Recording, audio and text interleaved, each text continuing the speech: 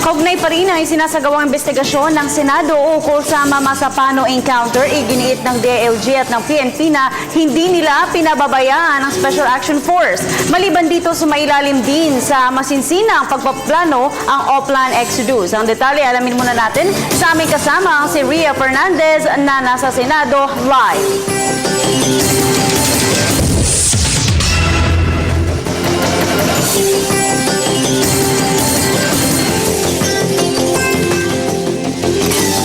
Yes, Princess.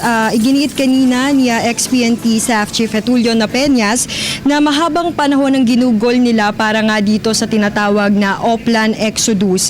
At matagal na nga nilang target yung dalawang high-value terrorists na sina Marwan at Basit Usman. May mga akusasyon kasi na lumalabas na wala umanong koordinasyon ang PNP at AFP. Ngunit pagigiit niya Napeñas na simula pa lamang 2005 ay tinutugis na nila si Marwan at noong 2010 ay nagsimula na si Napeñas na magtrabaho para nga hulihin itong si Marwan at dahil nga ito sa dami ng bombing incidents na nangyayari sa Mindanao, partikular sa Cotabato. At kanina inisa-isa ni Marwan yung mga naging operasyon ng PNP para nga tugisin si Marwan. Una dito yung Oplan Wolverine at nagkaroon nga daw ng pagpaplano para sa operasyong ito at koordinasyon sa pagitan ng PNP at ng AFP at ito ay inaprubahan ni Chief PNP Alan Purisima at pinirmahan ng isang opisyal ng DILG na si Noel Reyes at ipinresenta rin ito kay Deputy Chief Leonardo Espina, ngunit ang Oplan Wolverine ay na-abort at samantala ay yung AFP naman ng 6th Infantry Division ng AFP noong 2004 ay nagsagawa ng raid kina Marwan at Basit kung saan nga nakarecover sila ng mga bombing materials, ngunit nagkaroon ng hindi nagpagpatuloy yung operasyon dahil nagkaroon ng problema sa pagkalat ng informasyon. Noong August 2014 naman, si Police Chief Superintendent De Los Reyes ay nagbigay ng eksaktong lokasyon ni Marwan at sa unang parte ng Nobyembre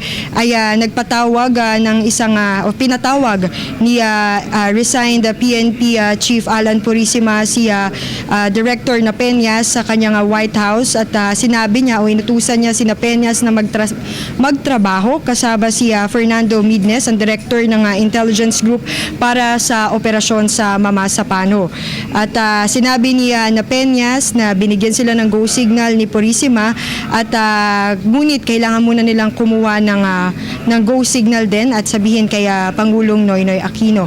Ngunit itong pagpaplanong ito ay muli na namang na-abort at tinawag itong Oplan Terminator noong November 2014. At dahil sa abortion nga ng dalawang misyon ay nagkaroon din sila ng isa pang pagpaplano noong December 23, 2014 at noong January 9, 2015 ay nagkita-kita na o nagpulong-pulong na sila Purisima, Espina at Napeñas at tumungo sila sa bahay pangarap kung saan kinatagpo nila si Pangulong Noynoy Aquino at ito na nga yung tinatawag nating Oplan Exodus at doon iginiit ni Pangulong Noynoy Aquino ang pangangailangan o kahalagahan ng koordinasyon sa AFP. So sinabi daw ni Pangulong Aquino dapat siguraduhin nila na merong koordinasyon sa pagitan ng AFP at saka ng PNP bago magtungo doon sa tinatawag nilang Oplan Exodus. At si Intelligence Chief De La Rosa naman ay nagpadala ng mga puwersa sa Zamboanga City at matatandaan nga natin na bago mangyari yung Mamasapano incident ay nagkaroon muna ng isang pagpupulong o pinagpatuloy nila ang kanilang final meeting para sa Oplan Exodus doon na nga sa Zamboanga. At yun ay nagtagal mula January 21 hanggang 23. At giniit ni Napeñas na ginawa lahat ng PNP SAF ang lahat ng makakaya para maging maayos ang misyon, nagkaroon ng sapat na koordinasyon, nahuli nila kung sino yung target nila, napatay nila si Marwan. Ngunit sa kasawiang palad, ang kapalit naman nito ay ang pagkakasawi ng tinaguriang Fallen 44, ang 44 na magigiting na miyembro ng PNP Special Action Force. At iginiit ni Napeñas na ang PNP staff ay hindi lamang isang unit bagkus ay isang pamilya na nagkakaisa para labanan ang kasamaan at alam nila na merong panganib sa kanilang propesyon at sa madaling salita, hindi salungat sa mga balita at pahayag na wala ngang koordinasyon, walang pagpaplano. Ayun ang nilinaw ni Napeñas. Una kay Napeñas, iginiit na ni Secretary Rojas sa kanyang testimonya na hindi nila pinabayaan ng PNP staff at para nga mabigyan na o matuldukan na itong mga agam-agam ay nag-order siya ng pagbubuo ng PNP Board of Inquiry. Samantala, matapos nga ang presentasyon ng PNP ay nagpresenta rin ang AFP ng kanilang sariling bersyon ng detalye ng mga pangyayari sa Mamasapano at umabot ang presentasyon sa halos isang oras at dito kinumpirma ng AFP na sa pamamagitan ni Brigadier General De Leon na nakipag-coordinate ang PNP ngunit sa mismong araw na nung operasyon at dinefine niya kung ano ba itong coordination na to kasi ang mga lumalabas sa media yung coordination daw ay kailangan or coordination refers to seeking approval from the higher ups but they define the coordination as merely the exchange of information and nagkaroon ng exchange of information all throughout the operations. Dinetalya yon ni Brigadier General De Leon.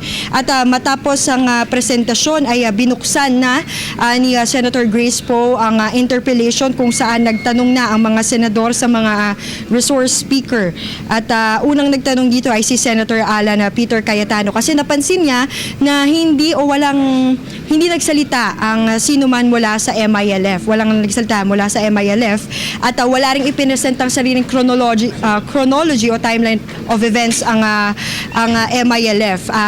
Nais lang kasing iwasan niya Senator Alan Peter Cayetano yung sinasabing whitewash o yung bias na PNP lamang yung nagbibigay ng pahayag at ang AFP lang.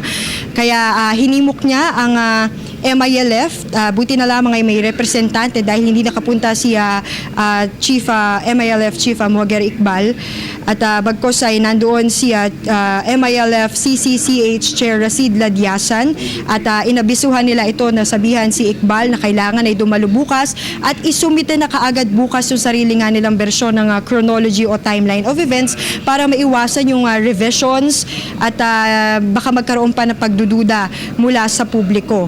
At matapos nito ay nagbigay rin ng sariling timeline of events ang Office of the Presidential Advisor on the Peace Process. Nagsumite rin sila ng kanilang mga cessation or ceasefire documents. At ang mga dokumentong ito, yung dokumento ng PNP at AFP, ng OPAP at saka yung hopefully isasumite ng MILF bukas ay pagsasama-samahin ng mga senador at pag-aaralan nila yon at beberipikahin, titignan kung may mga lapses.